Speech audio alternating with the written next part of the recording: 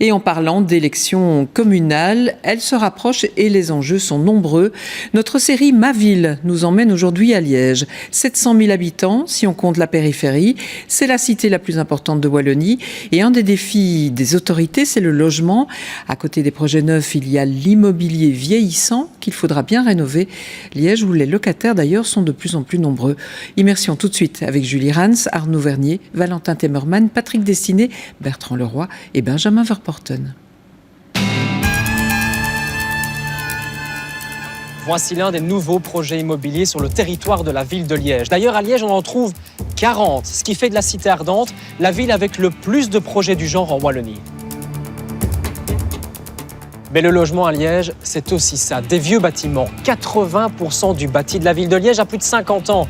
Leur rénovation et la rénovation de rues, comme celle-ci, seront l'un des grands défis de la prochaine législature.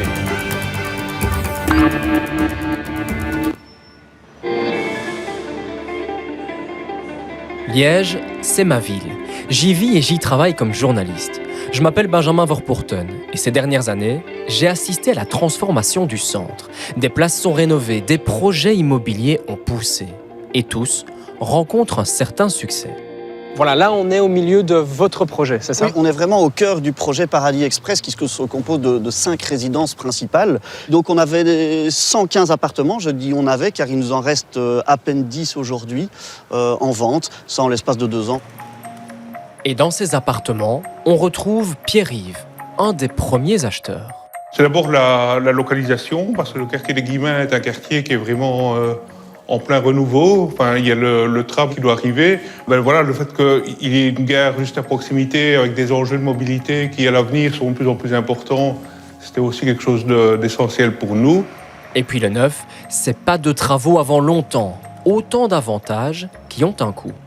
Le neuf reste plus cher. Pourquoi? Parce que les matériaux, les mises en œuvre sont plus chers. Maintenant, on est sur des bâtiments un peu BA, donc on peut parler de passif. Donc, in fine, même si le coût à l'achat peut paraître supérieur, le pouvoir d'achat du client reste inchangé.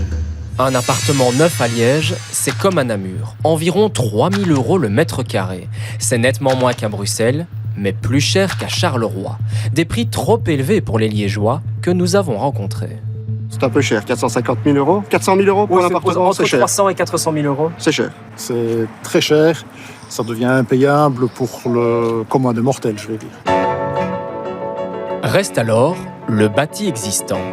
Il est environ 35% moins cher que le neuf, mais ne séduit pas forcément.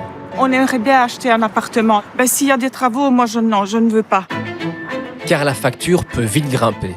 Pourtant, l'avenir de Liège passe par là. Il suffit de s'y balader pour le voir. Bon nombre de citoyens vont devoir rénover ces appartements, véritables passoires énergétiques. Pour ce notaire, le chantier est même colossal.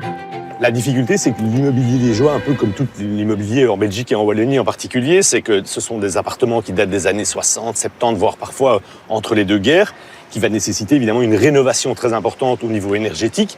Donc aujourd'hui, c'est un peu l'arbre qui cache la forêt. L'immobilier neuf se porte bien, mais il y a quand même un chantier derrière important pour les appartements anciens. Le neuf ou l'ancien rénové est très cher. Trop pour de nombreux Liégeois qui préfèrent alors louer. Liège est d'ailleurs la ville wallonne où le taux de locataires a le plus augmenté.